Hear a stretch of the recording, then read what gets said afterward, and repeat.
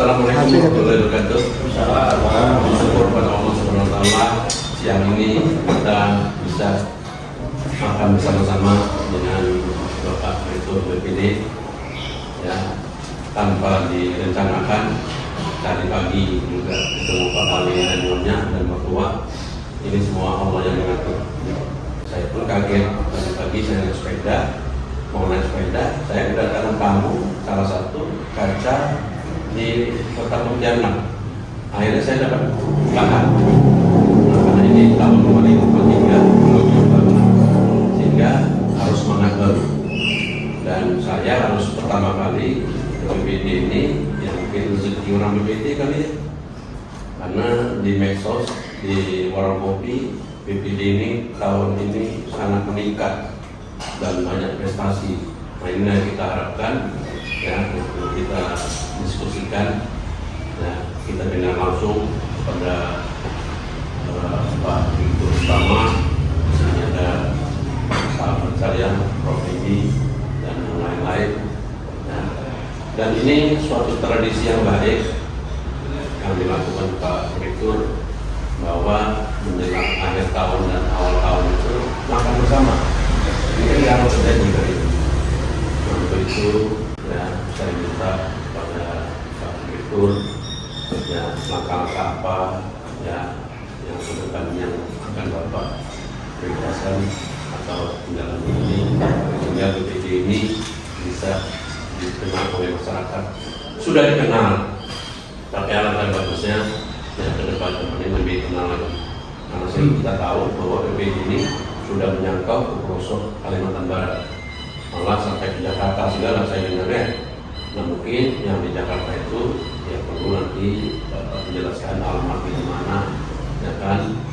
Ya, itu yang pertama. Saya tahu Pak Rukidi ini saya menjadi simpang, beliau di Melawi sudah lama tahu dan kenal, tapi karena kesibukan jarang ketemu.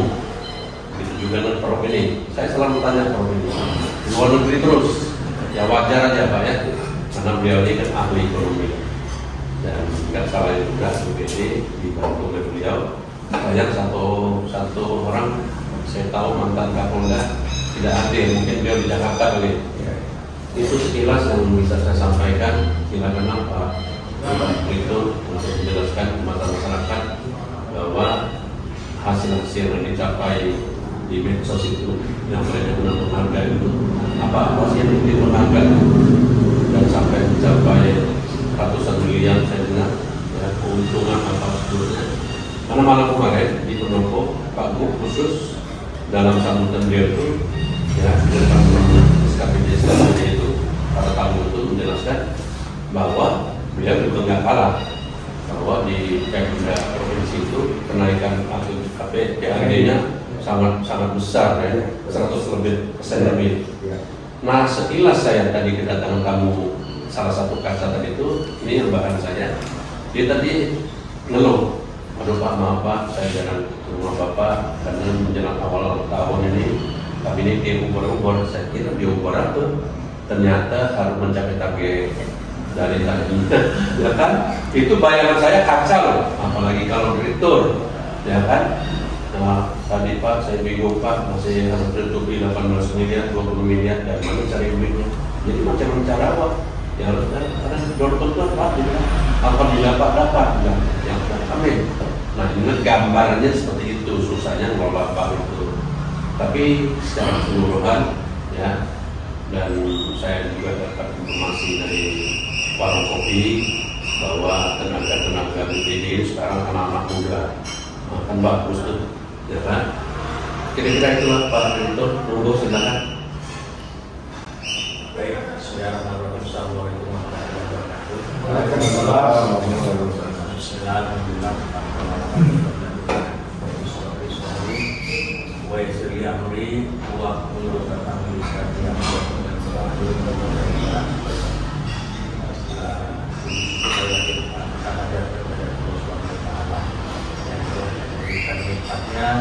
terutama di masyarakat hari ini tanpa diskenariokan bisa bertemu di rumah Keju dan Bangkalan namanya Haji Muhammad Dapan Tion Gumai, dan secara kebetulan juga di sini sudah hadir Ayahanda Muhammad Akif yang juga adalah mantan sekretaris daerah Kota Pontianak. Perlu juga nanti sampaikan bahwa seiring dengan berjalannya waktu, itu tanggal 1 September pasca saya ditugaskan merangkap jabatan sebagai Direktur Umum dan Direktur Utama yang didukung oleh Pak Edi Supriyadi sebagai Direktur Pemasaran, kemudian didukung oleh Pak Ilham Wato sebagai Direktur Patungan. Rasanya bisa menjalankan ini dengan flow, artinya apapun yang kita inginkan untuk membawa bakal menjadi lebih baik dengan suasana kerja yang lebih nyaman, lebih familiar, lebih energik, bahkan lebih humanity, itu bisa terwujud. Dan dibuktikan dengan kinerja di tahun 2021 juga kita memiliki yang tidak kalah bagusnya dengan yang sekarang ini. 2021 juga semua sudah tahu soal posisi apa perkembangan keuangan bank luar negeri. Dari dasar itulah kami mendapatkan penghargaan dari penghargaan dasar memang di posisi 2021. Jujur selama 2022 dengan berdasarkan kinerja akhir 2021 dan sebagian biasanya di posisi ngambilnya itu di triwulan, dan triwulan 1, triwulan 2 dan ketiga diambil oleh tim dari independen dari luar yang melihat kemudian menganalisa bahkan sampai kepada mewawancarai melalui tim juri yang disiapkan oleh mereka. Dan alhamdulillah selama kurang lebih 12 bulan, tapi penghargaan yang kami terima itu ada 15 kali ya, 15 kali penghargaan yang betul-betul independen, tidak ada macam-macam di situ, mulai dari masalah keuangan, kemudian masalah organisasi, bahkan yang tidak kalah penting adalah menyangkut masalah top leader. Top leader di sini adalah dalam hal ini adalah CEO-nya. CEO-nya, dan sebetulnya bukan peran CEO-nya yang luar biasa, tapi tim yang membuat CEO-nya menjadi bisa leluasa berkreasi untuk membawa organisasi ini menjadi lebih baik. Itu, dan jujur bukan hanya membawa organisasi menjadi lebih baik dilihat oleh pihak luar yang secara independen juga baik, juga membawa nama organisasi kemudian komisaris termasuk dalam ada pemegang saham pengendali dalam hal ini gubernur itu berdampak positif. Kenapa berdampak positif? Kalau kinerja bagus, suasana kerja bagus, kemudian dinilai positif oleh pihak luar bagus, berarti apa? Peran pemegang saham pengendali dalam hal ini Bapak Gubernur juga sangat bagus. Maka beliau ditempatkan sebagai pembina BUMD terbaik di tahun 2022. Itu yang luar biasa. Makanya beliau senang dengan panggilan itu.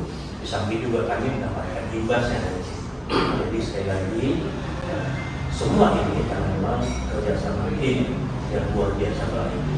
Selama ini kami dengan Dewan Komisaris apabila ada rapat ataupun membahas sesuatu pasti ada solusi yang bisa membuat kami harus berbuat, karena kepakaran di Dewan Komisaris juga tidak bisa diragukan lagi, karena di situ ada internal kita, pensiunan dari Bangkalan.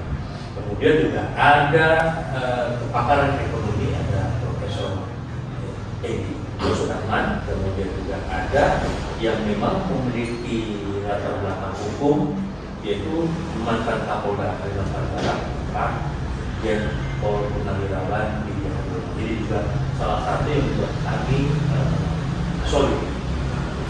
Satu hal lagi yang mungkin membuat kami lebih nyaman, kayak bahwa suasana kerja juga untuk kita dengan baik di dalam kondusif, di luar juga kondusif. Kita di dalam bisa baik, tetapi kalau di luar tidak kondusif, itu juga akan tidak menyamankan posisi kita. Hebatnya kita di dalam, kalau keterusan kita dipanggil oleh pengaruh dengan hukum, ini juga sesuatu yang tidak nyaman. Masih ada masalah yang luar biasa. Nah, kemudian berkaitan dengan kinerja di tahun 2022 ini, kami memang dasar pekerjaan dari rencana bisnis bank.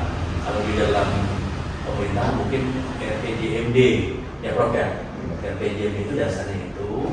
Nah, kita jabarkan lagi dalam keseharian kita untuk melaksanakan RDB ini yang nanti diaplikasikan di dalam keseharian kita harus mencapai. Memang tidak mudah mengelola bank. Karena apa?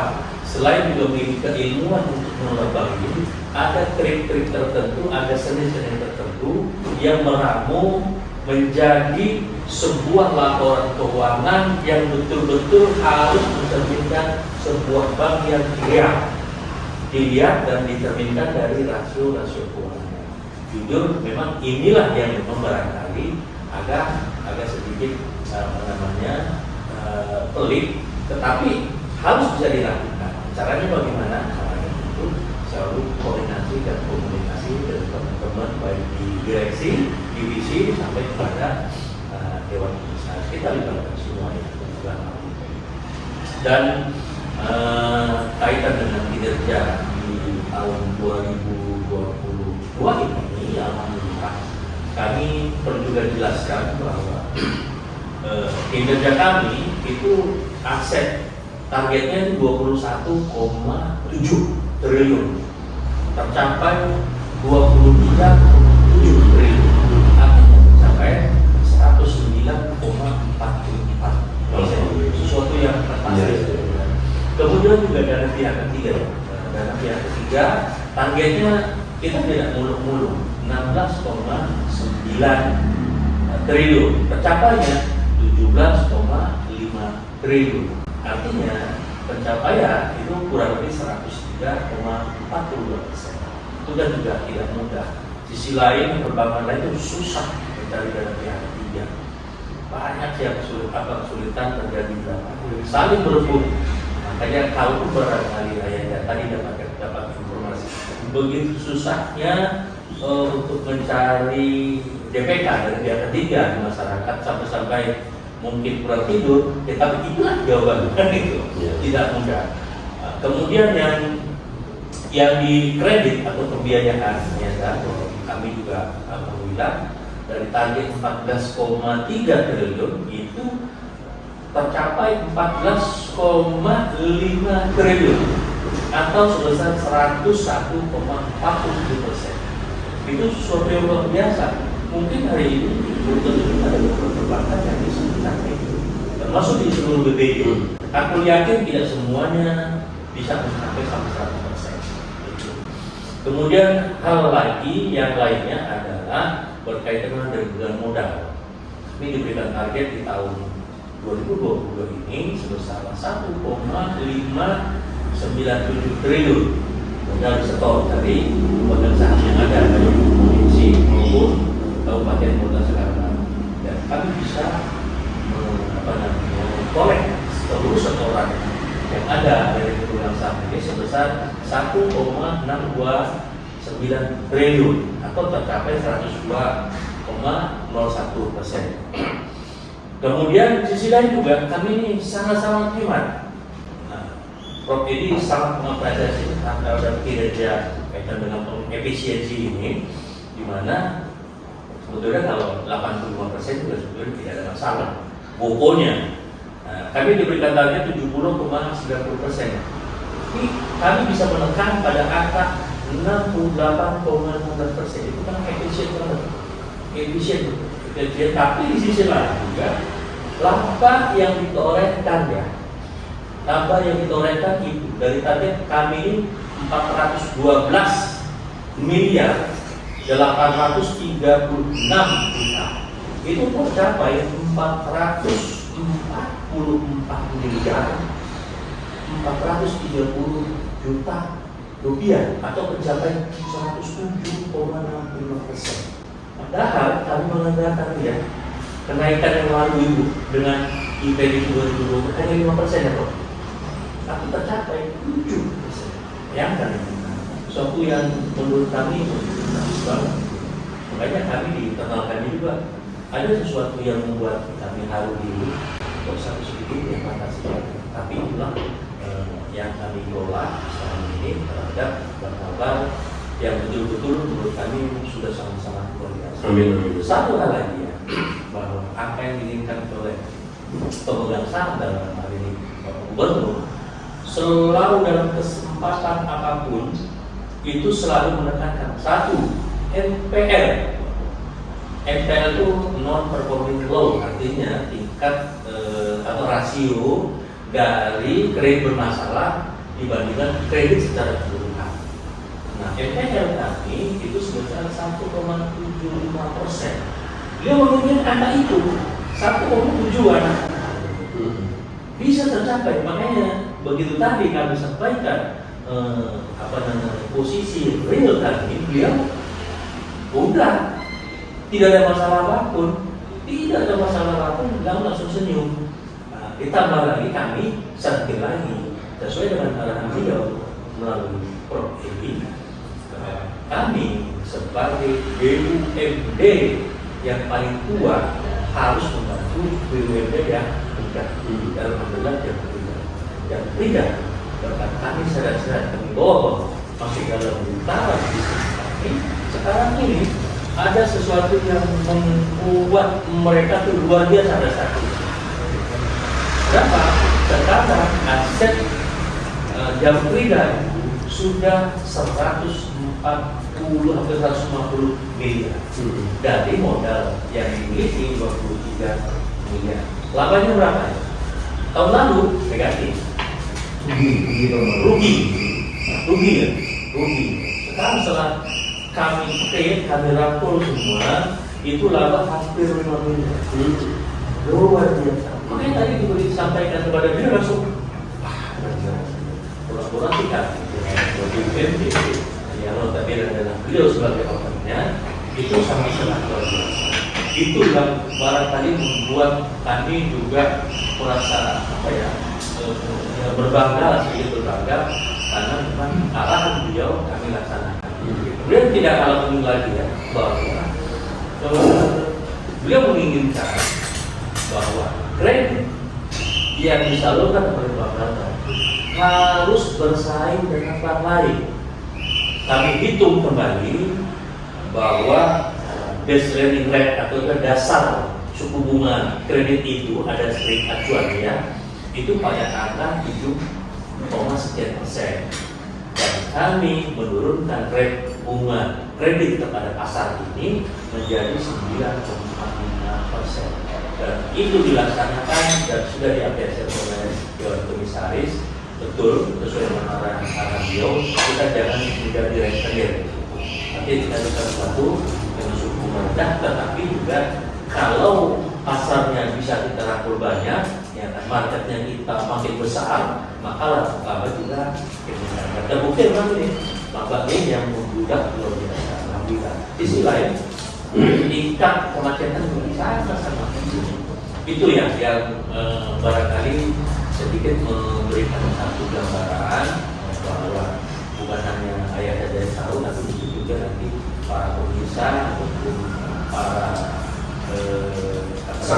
masyarakat yang nanti menyaksikan channel ini bahwa kinerja Bank Kabar sekarang ini tapi bukan sesuatu yang direkayasa, tapi memang inilah yang perlu kami sampaikan kepada masyarakat.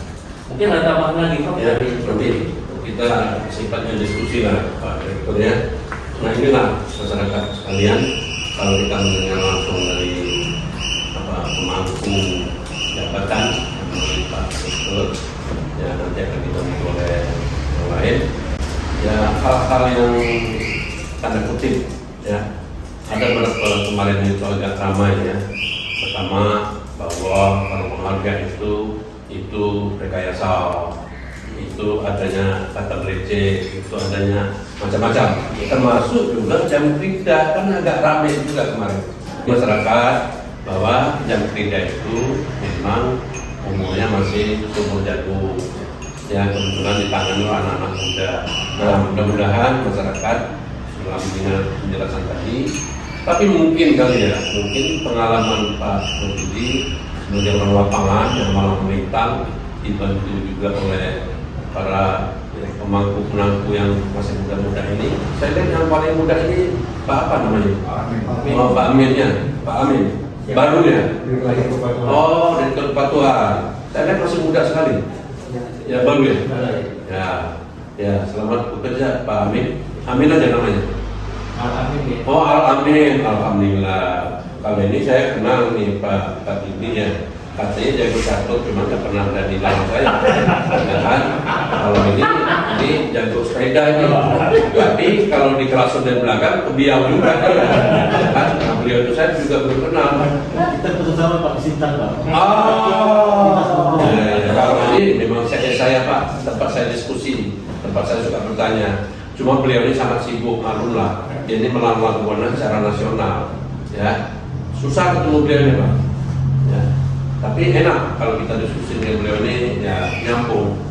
Ya apapun kita tanya, mau politik, mau agama, mau organisasi, karena beliau ini juga malah melintang di lapangan, mantan ketua KNPI katanya, ya. Tapi masih kayak muda ya. Saya maaf nih Pak Rektor, saya dengar latar belakang Bapak ini sama kayak Pak Jokowi ya. Pak Jokowi itu pembuat mebel, sama juga Pak Gubernur. Pak Gubernur ini juga katanya dulu penjual orang. Nah kalau Pak Rektor ini saya dapat informasi dulu dia jadi supir ya. Jadi kadang-kadang orang matang di lapangan itu ya akan berhasil karena dia tahu pahit detailnya daripada lapangan maupun daripada. Nah ini buktinya. Ya sengaja saya enggak. Tadi mau dibersihkan saya bilang jangan. Memang ini intinya Pak Rektor kami lagi makan. Kan jarang Pak, susah mengumpulkan ini kan mereka ini kan. Tapi tiba-tiba terkumpul, Prof juga ada. Cuma saya mantan Kapolda nggak hadir nih. Lain kali Pak Didi ya, ya, oke. Sebenarnya nggak ada rencana ya Pak, nggak ada rencana. Ya Pak Didi, nanti khusus untuk Pak Didi. Karena saya dengar Pak Didi ini mau maju ke Jawa Timur sebagai bupati atau wali kota atau mau gubernur Pak Didi. Ini informasi. Oke, Pak Prof, silakanlah Pak Prof, apa yang kira-kira yang Pak Prof bisa berikan ini kepada masyarakat sehingga masyarakat tahu persis apa sih langkah-langkah ke depan DPD ini sehingga akan meningkat terus. Makasih Pak Akif. Kalau saya sederhana saja, masyarakat Kalimantan Barat tidak perlu khawatir dengan tata kelola Bank Kalbar karena ada kami Dewan Komisaris yang ditugaskan oleh kebangsaan untuk selalu mengawasi. Kalau sudah kami awasi, kami nasihati. Sejauh ini seluruh pengawasan dan nasihat kami dan terbukti hasilnya alhamdulillah. Amin. Saya kira itu. Jadi masyarakat percaya dengan tata kelola. Cukup Pak. Ya. Inilah kelebihan seorang pakar ya. Dia ngomongnya dikit tapi nyelekin. Ya. Oke. Siapa kira-kira yang mau semata Pak Didi ya? Pak Didi. Ya, monggo silakan Pak. Terima kasih. Sebagaimana tadi yang telah disampaikan oleh Pak Dirut, alhamdulillah kinerja kita di tahun 2022 ini sangat menggembirakan. Namun saya yakin tentunya ini bukan hasil yang terbaik yang bisa kita capai. Artinya apa? Kita harus terus meningkatkan hasil yang bisa kita capai di tahun berikutnya. Hari ini kita boleh bergembira, tapi sekarang ini saatnya kita bekerja kembali dari tahun 2023 karena tahun 2023 ini juga saya rasa tantangannya tidak lebih ringan di tahun 2022. Kami telah merumuskan rencana kerja dan anggaran untuk tahun 2023 dan ini tentunya itulah menjadi acuan kami bagaimana kami bisa meningkatkan kinerja sesuai dengan target-target yang telah ditetapkan. kami yakin saat ini kami merasa bahwa di jajaran direksi ada komunikasi yang sangat baik, ada kerjasama yang sangat baik, dan itu tentunya modal utama bagi kami untuk bisa bekerja dengan baik. Dan saya rasa juga begitu juga hubungan antara Dewan Direksi dengan Dewan Komisaris sudah cukup baik. Dari Pak Fahmi sudah menyampaikan bahwa direksi selalu menindaklanjuti apa-apa yang menjadi arahan dari Dewan Komisaris, dan ini tentunya setiap arahan Dewan Komisaris kami maknai semuanya itu untuk kemajuan bangsa. Apalagi kami menyadari bahwa di tubuh Dewan Komisaris juga sudah tadi sampaikan Pak Dirut, sudah lengkaplah di situ kepakarannya. Ada pakar hukumnya, ada pakar ekonominya, juga ada pakar perbankan. Dan sekarang ditambah lagi kelengkapan Dewan Komisaris dengan adanya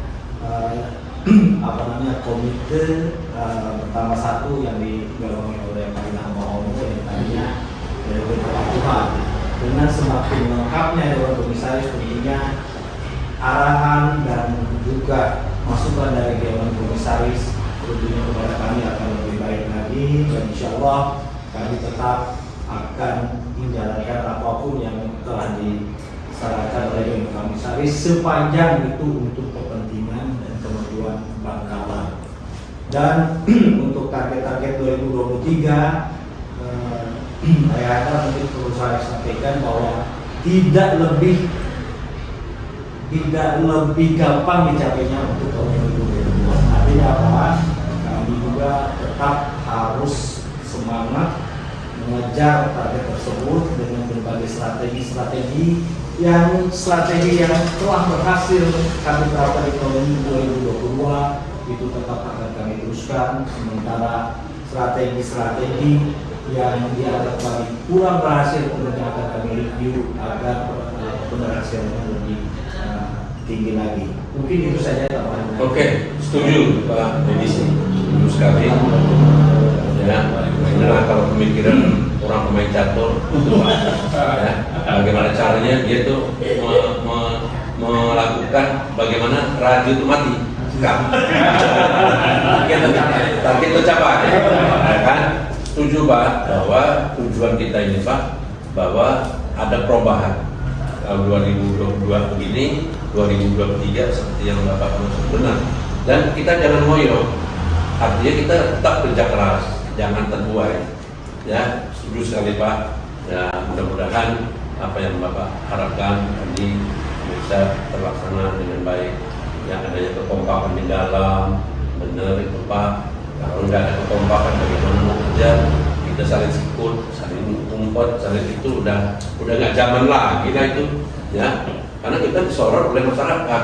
Sekarang ini era digital, era medsos ini Pak, semua serba gampang, ya kan? Kayak tadi, wah itu jam kerja, bla bla bla bla, oh penghargaan itu, bla bla bla bla.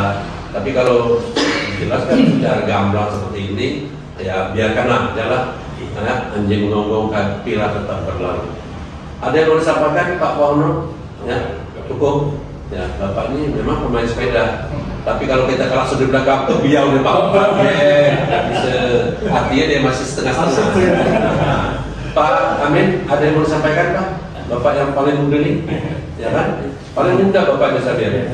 Ya, pendatang baru, mukanya agak tipis ya. Oke, silakan Pak Amin. Ini ya, yang pertama dia ada Pak Muhammad Akir, Pak Prof. Edi, independen, satu juga guru dan dosen saya. S2. Iya. Tadi Pak Ilham Mahomo, organisasi independen, kemudian Pak Dirut, Pak Budi, dan Pak Desan, Pak Deddy Supriyadi, dan Pak Dino, Pak Deddy Supriyadi, komisaris kami maupun direktur ini sebenarnya juga mantan pimpinan saya. Alhamdulillah. Jadi juga pimpinan saya sebelumnya dan juga guru-guru saya juga. Saya baru bergabung di jajaran direksi ini baru 5 hari kerja Pak. Oh, 1 hari sebelumnya saya pernah bakti. Karena masa kerja saya masih 10 tahunan. iya. Jadi karena aturannya harus jadi jajaran pengurus harus pensiun dari pegawai. Sehingga saya sudah diamanahkan dan diberikan tanggung jawab sehingga setelah ditetapkan oleh otoritas jasa keuangan dan ditetapkan oleh seluruh pemegang saham, pada saat itu pemegang saham yang terakhir saya purna bakti, kemudian menjabat di jajaran direksi itu tanggal 26 Desember kemarin. Nah, sebelumnya saya di divisi kredit. 5 hari ini saya juga merangkap di divisi kredit Pak. Iya. Jadi menjadi tanggung jawab saya supaya kinerja yang 5 hari ini menentukan sebelum akhir tahun. Iya. Jadi alhamdulillah yang tadi bapak-bapak komisaris sudah sampaikan, kinerja kita juga baik dan seperti harapan tadi kita sampaikan memang ya salah satu kuncinya memang timeline-nya harus tepat tadi.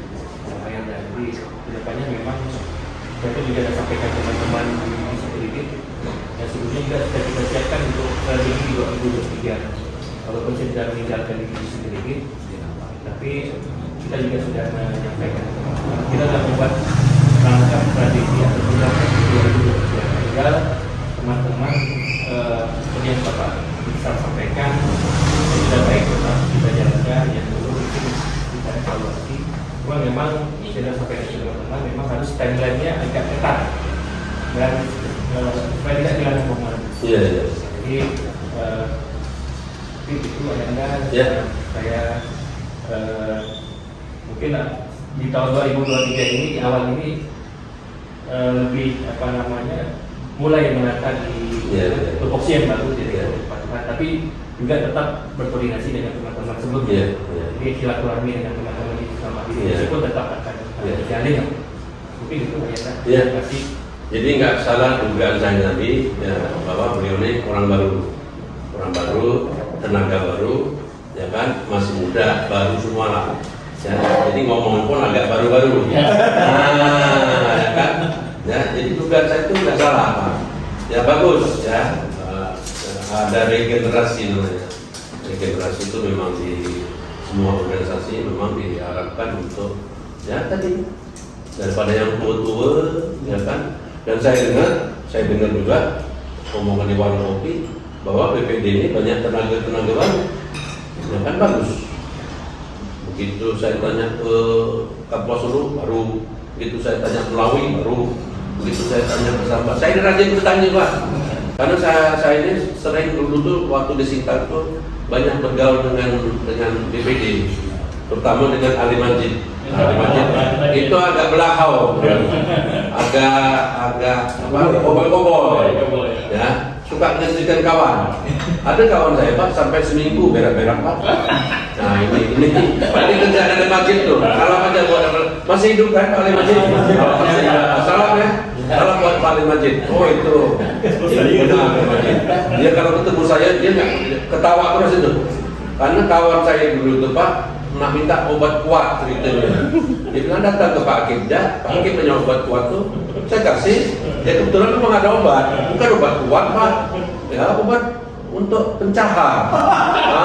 Seminggu Pak. Nah, kira-kira seperti itulah. Ya. Jadi terkenal yang namanya Ali Majid itu terkenal, Pak Ali Majid ya, maaf nih. Ya, Bapak mau ini atau enggak? Pak. Ya, silakan Pak. Terima kasih. Saya sudah Hakim. Kemarin Pak Hakim ini sudah lama. Alhamdulillah ya Allah. Saya kan berdepanan dengan Bu Salmia. Ya Allah. Ya Allah. Ya Allah.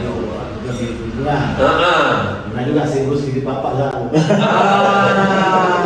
Ya Allah. Ya Allah. Enggak apa-apa. Ya. Sehat. Ya. Saya masih ingat dengan Pak Hakim. Amin. Jadi Pak Prof, Pak Dirut. Ya Allah. Ya alhamdulillah tadi Pak Dirut Pak Bisa dan Pak Amin juga sudah sampaikan tentang hasil kinerja Kalbar di tahun ini. Iya. Tentunya hasil ini kan tidak didapat semata-mata. Iya. Ada proses dan strategi di Iya. dalamnya. Tentunya proses ini kan tidak bisa instan. Iya. Artinya proses ini berjalan mulai dari awal tahun pada saat kita menetapkan MBB, kawan-kawan sudah bekerja semua. Iya. Artinya dan strategi-strategi itu juga masuk di dalamnya. Nah hingga akhir tahun, alhamdulillah, barakallah dengan izin Allah. Dan tentu yang paling utama tentunya bukan hanya kinerja aja yang kemampuan kawan-kawan, tapi kalau tidak ada doa di dalamnya, Pak. Amin. Tidak ada hasil. Alhamdulillah. Amin. Kita ini alhamdulillah, Pak, setiap malam, setiap jam 2 malam juga memberikan doa seluruh karyawan. Artinya bukan hanya kami aja, Iya.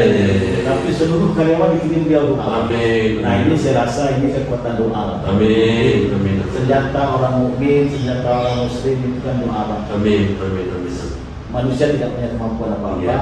tapi tentunya ini adalah berkat. Amin. Saya yakin dan percaya tentunya ini juga berkat doa Amin. seluruh karyawati Bank Kalbar dan juga Amin. orang-orang di luar Bank Kalbar juga Amin. juga doa hasil kiriman tahajud dari Pak itu.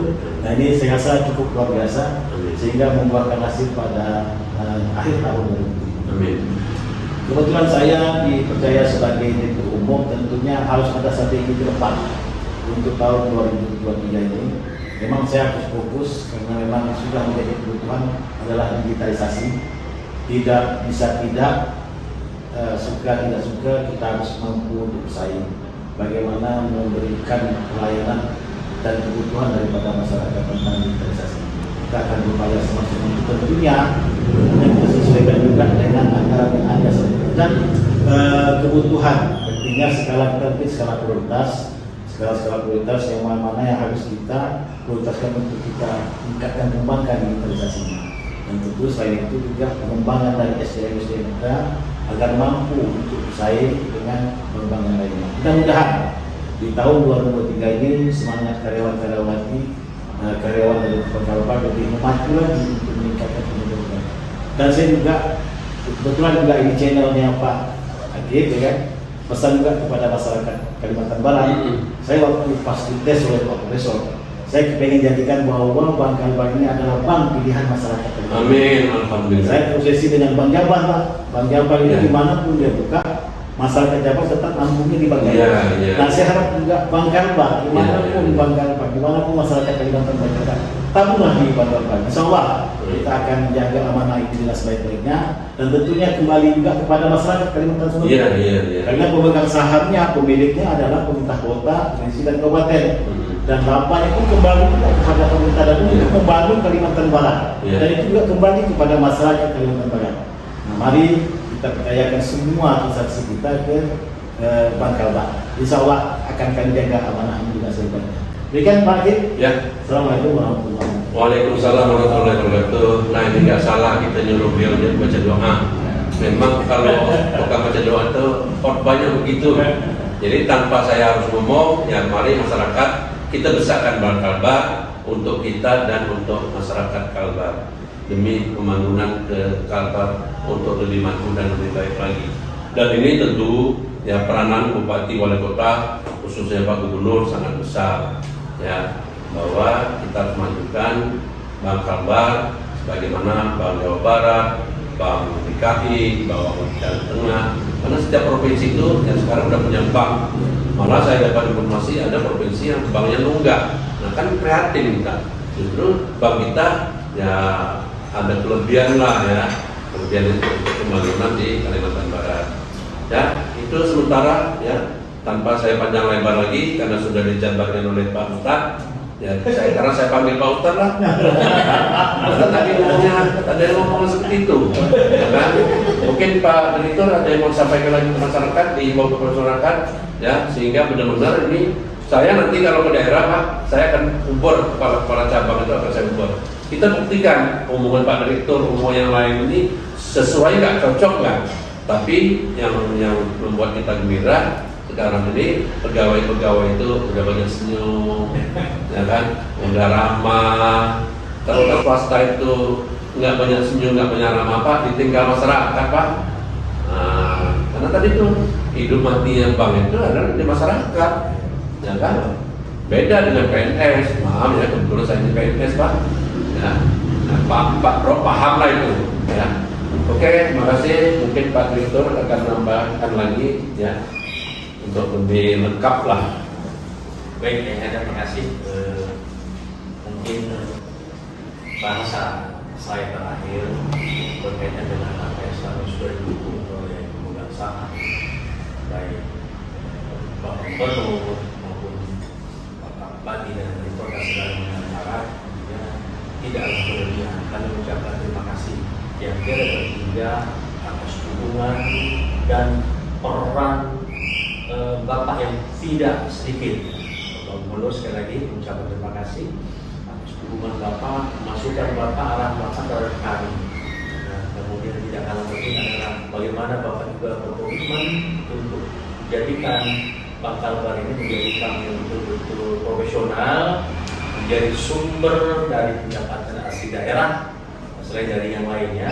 Juga mengharapkan bahwa Bank Kalbar adalah bank kita, milik kita, yang harus dibesarkan oleh semua kalangan yang ada di Provinsi Kalimantan Barat. Sekali lagi mengucapkan terima kasih kepada Bapak Gubernur dan juga terima kasih kepada Bapak Bupati, Wali Kota Kalimantan Barat, termasuk juga DPRD baik provinsi maupun DPRD Kalimantan Barat, plus semua pihak yang ikut andil membesarkan Bank Kalbar, termasuk di dalamnya adalah masyarakat Kalimantan Barat yang notabene adalah nasabah Bank Kalbar.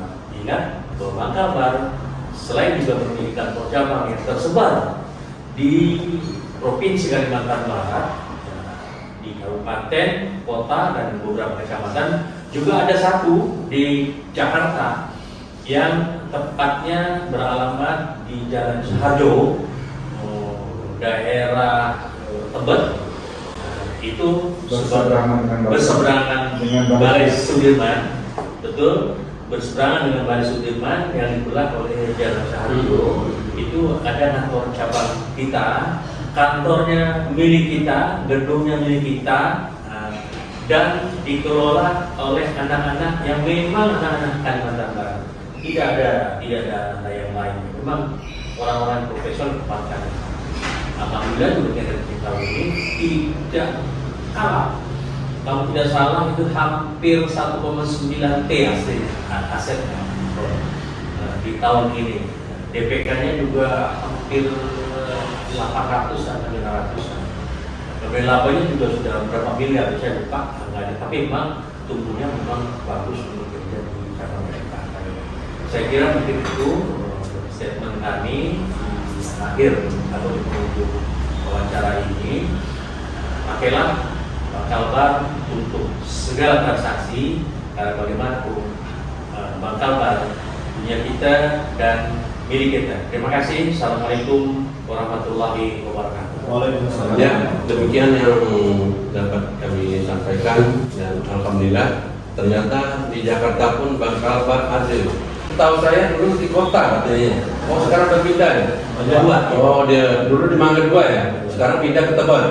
Oh, alhamdulillah. Nah, inilah masyarakat yang di Jakarta dan sekitarnya, di Jawa lah, bahwa kita memiliki bank daerah di Jakarta. Silakanlah bapak-bapak, ibu-ibu sekalian, semua masyarakat di Jakarta dan di Jawa untuk bernegosiasi, minjam atau apapun sebutannya, utamakan Bank Kalbar. Kita besarkan Bank Kalbar. Makasih. Wabillahi taufiq wal hidayah. Wassalamualaikum warahmatullahi wabarakatuh. Waalaikumsalam warahmatullahi wabarakatuh.